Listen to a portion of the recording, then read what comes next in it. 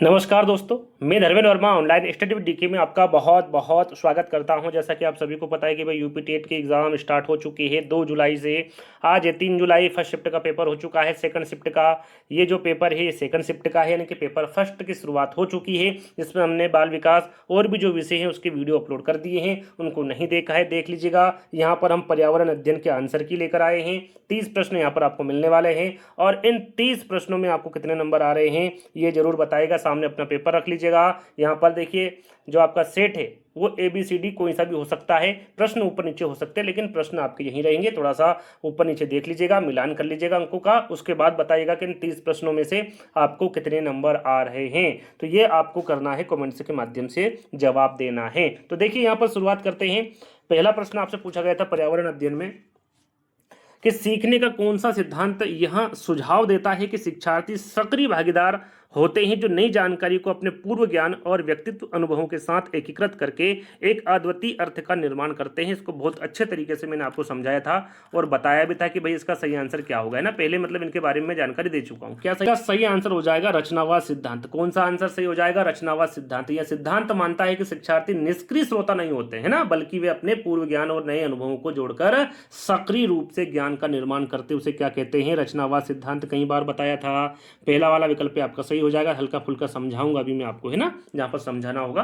अगला प्रश्न आपसे पूछा गया था भारत सरकार के संबंध में कि भाई भारत सरकार का कौन सा प्रमुख मिशन विशेष रूप से शहरी क्षेत्रों में आवास की कमी को दूर करने के लिए बनाया गया है। मुख्य रूप से आर्थिक रूप से कमजोर वर्गों जो EWS होते हैं और निम्न आयु समूह जो LIG के लिए होते हैं, वो कौन सी योजना है? योजना के बारे में आपको बताना था। तो उस योजना का नाम है भाई प्रधानमंत्री आवास योजना। यह भारत सरकार की एक प्रमुख योजना है जिसका उद्देश्य शहरी और ग्रामीण क्षेत्रों में आर्थिक रूप से कमजोर वर्गों और निम्न आयु समूह को पक्के मकान उपलब्ध कराना है। उस आवास का नाम क्या है? प्रधानमंत्री आवास योजना। तीसरा वाला विकल्प आपका सही हो जाएगा। ठीक।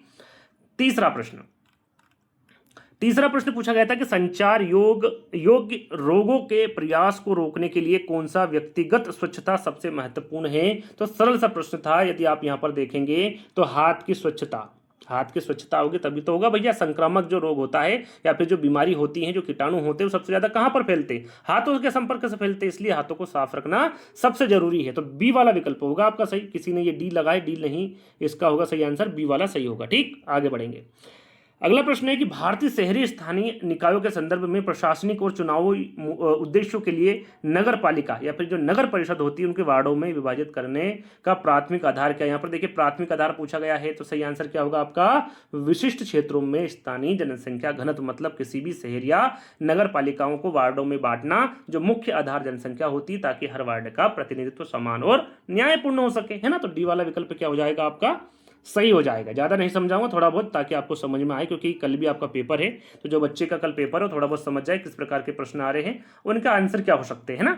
तो अगला प्रश्न पूछा गया आपसे कि अधिगम प्रक्रिया में CCE यानी कि सतत और व्यापक मूल्यांकन के बारे में यहाँ पर बात की जा रही है। कौन सा पहलू छात्रों को निष्क्रिय श्रवण से सक्रिय भागीदारी की ओर बढ़ने के लिए प्रोत्साहित करता है? सरल सा प्रश्न था। 4 विकल्प देखेंगे, आंसर हो जाएगा आपके सामने। अधिगम गतिविधियों और परियोजनाओं में भागीदारी सतत और व्यापक मूल्यांकन यानी कि CCE रटने या केवल सुनने के बजाय बच्चों को करके सीखने पर जोर देता है। तो सही आंसर क्या होगा? अधिगम गतिविधियां और परियोजना में भागीदारी। डी वाला विकल्प आपका सही हो जाएगा। अगला प्रश्न यहां पर पूछा गया है आपसे,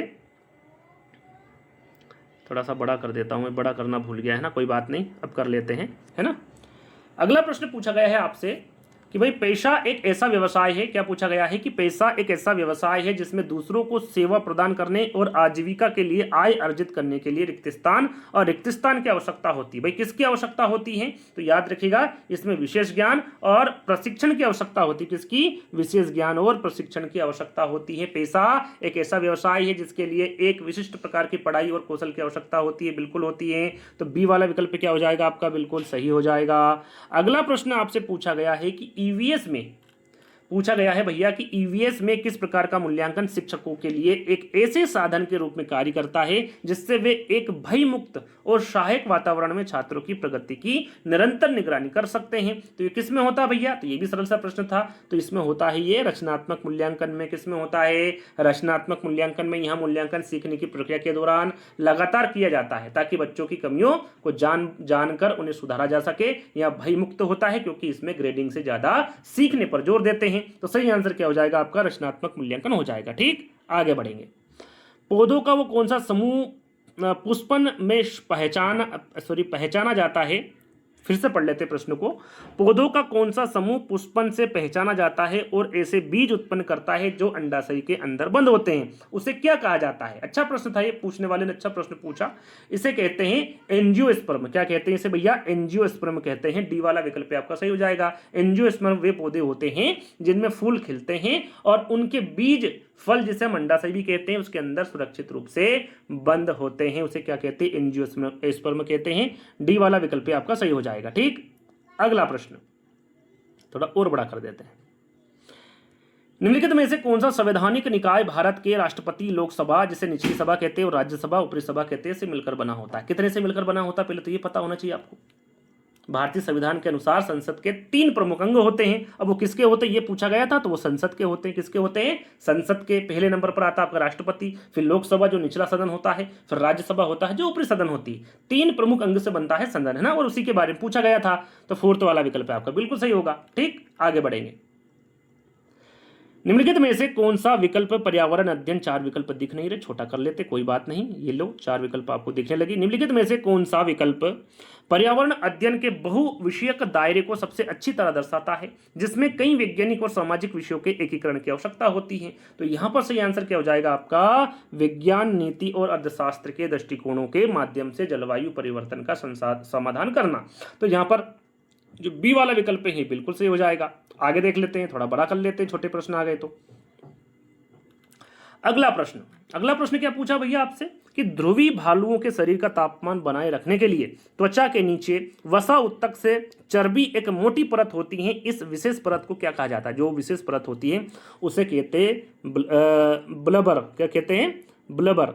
और इसे हम हमारी साधारण भाषा में कंबल कह सकते हैं। इसे हम कंबल ओढ़ते हैं ना, ऐसे ही जो ध्रुवी भालू होते हैं इनके शरीर में के तापमान बनाए रखने के लिए त्वचा के नीचे वसा उत्तक में चर्बी बनी होती, मोटी चर्बी, जो अत्यधिक ठंड से बचाती है। या फिर कह सकते हैं कि ध्रुवी क्षेत्रों में रहने वाले जानवरों की त्वचा के नीचे वसा यानी कि चर्बी की एक बहुत मोटी परत होती है जो उनके शरीर की गर्मी को बाहर नहीं निकलने देती और उन्हें अत्यधिक ठंड से बचाती है। जैसे हम कम्बल ओढ़ लेते हैं ना, हमारी गर्मी अंदर ही रह जाती है, ठंड अंदर नहीं घुस पाती, तो उसी प्रकार से उसे क्या कहते हैं? ब्लबर कहते हैं। तो डी वाला विकल्प आपका सही हो जाएगा। ठीक, आगे बढ़ेंगे।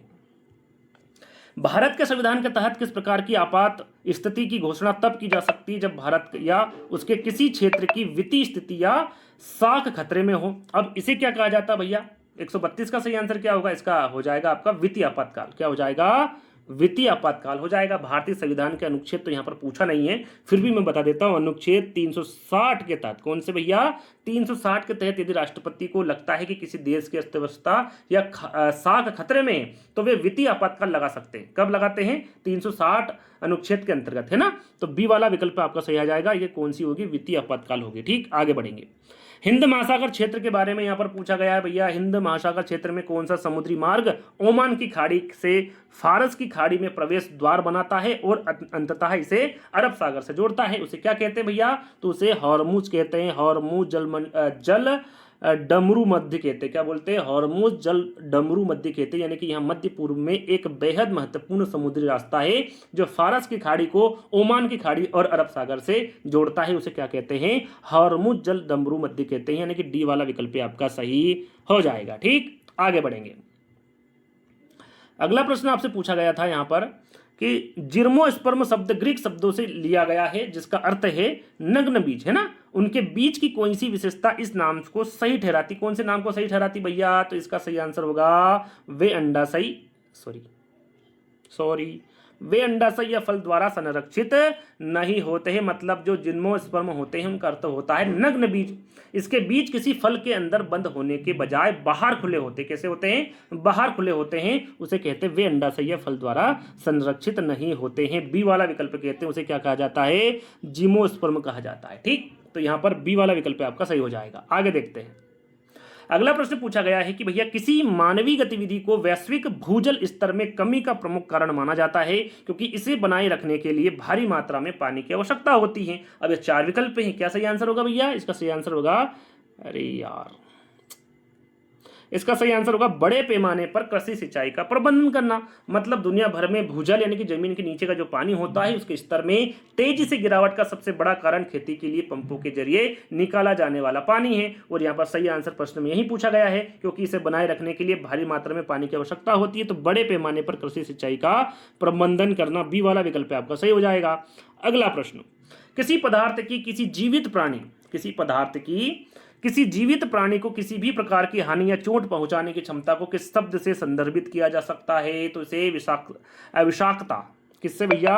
विषाक्तता से आप संदर्भित कर सकते हैं। किसी भी रसायन या पदार्थ के जहरीलेपन के स्तर को विषाक्तता कहते हैं, जो यह तय करता है कि वहां जीवित प्राणियों को कितना नुकसान पहुंचा सकता है। तो उसे क्या कहा जाता है भैया? विषाक्तता कहा जाता है। बी वाला विकल्प आपका सही हो जाएगा।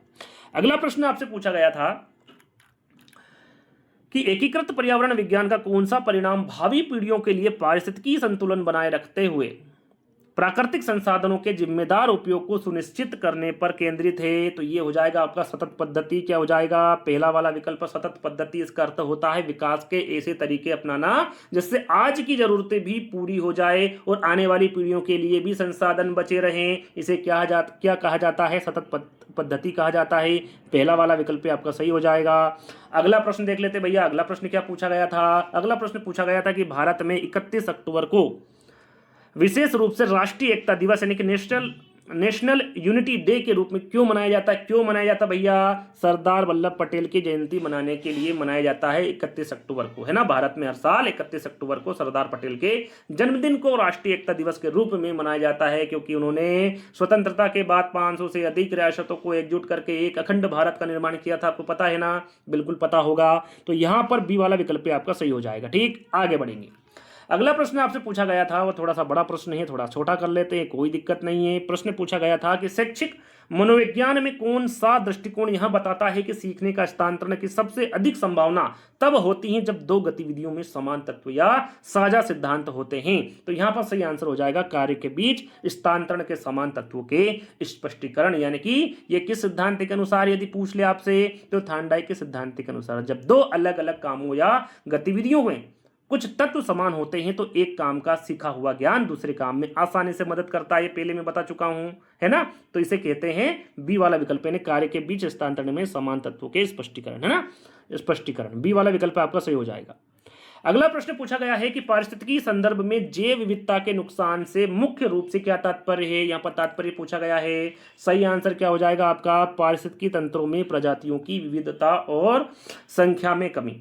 मतलब यहाँ पर जैव विविधता की सीधी सीधी बात की जा रही है। जैव विविधता का मतलब होता है धरती पर मौजूद विभिन्न प्रकार के जीव जंतु और पेड़ पौधे। इसका नुकसान होने का मतलब है इन प्रजातियों को खत्म होना या इनकी संख्या में भारी गिरावट आना। ठीक, तो सही आंसर क्या हो जाएगा आपका? यहाँ पर बी वाला हो जाएगा।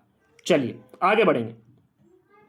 अगला प्रश्न पूछा गया है आपसे यहाँ पर, ट्रेनिंग के दौरान एक कोच खिलाड़ियों को अपने कार्यों में तालमेल बिठाना, खुलकर बातचीत करने और जिम्मेदारी आपस में बांटने के लिए प्रोत्साहित करता है। इससे किस कौशल को मजबूती मिल रही है? कौन से कौशल को मजबूती मिलेगी भैया? टीम का सामंजस्य। मतलब जब एक खेल कोच खिलाड़ी को आपस में बात करने और मिलकर रणनीति बनाने के लिए प्रेरित करता है तो इससे पूरी टीम एकजुट होती है और एक इकाई के रूप में काम करती है। तो जो फोर्थ वाला विकल्प है क्या हो जाएगा? सही हो जाएगा। ठीक, आगे बढ़ेंगे। कौन सा काम किसी खेल प्रतियोगिता के परिणाम को जानबूझकर बदलकर नैतिक मानकों का सबसे सीधे तौर पर उल्लंघन करता है? कौन सा करता है? आर्थिक फायदे के लिए मैच के नतीजों में हेरफेर करना, है ना। सरल सा था, बी वाला विकल्प आपका सही हो जाएगा। आगे बढ़ेंगे। अगला प्रश्न आपसे पूछा गया है पारिस्थितिकी तंत्रों के हिसाब से यहाँ पर बताना है कि भाई पारिस्थितिकीय तंत्रों और रिक्तस्थान का सुरक्षा और संरक्षण जैव विविधता और जलवायु विनिमय को बनाए रखने के लिए क्या आवश्यक है? तो इसके लिए प्राकृतिक संसाधन आवश्यक है ना, प्राकृतिक संसाधन। तीसरा वाला विकल्प सही होगा। आगे देख लेते हैं। भू आकृतियों का कौन सा जोड़ा उनकी विशेषताओं के साथ सही ढंग से मेल खाता है? यहाँ पर मेल देखना भैया कौन सा खाता है, तो देख लेते हैं। घाटियां, ऊंची सतह, चपटा शिखर, खड़ी चोटियां, मैदान है, पर्वत है, पठारे। चार विकल्प नहीं पढ़ूंगा, आंसर बता देता हूं। आंसर होगा आपका पर्वत, चौड़ा आधार, खड़ी ढलाने, नुकीली चोटियां। मतलब यहाँ पर्वतों की बिल्कुल सही भौगोलिक परिभाषा है। पहाड़ नीचे से बहुत चौड़े होते हैं, ऊपर जाते जाते उनकी ढलानें खड़ी हो जाती हैं और चोटी कैसी होती है, नुकीली हो जाती हैं। तो यहाँ पर तीसरा वाला विकल्प क्या हो जाएगा आपका, बिल्कुल सही आंसर हो जाएगा। चलिए आगे बढ़ेंगे।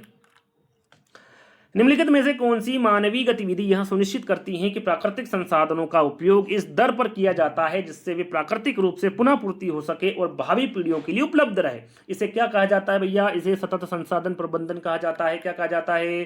सतत संसाधन प्रबंधन, यानी कि प्राकृतिक संसाधनों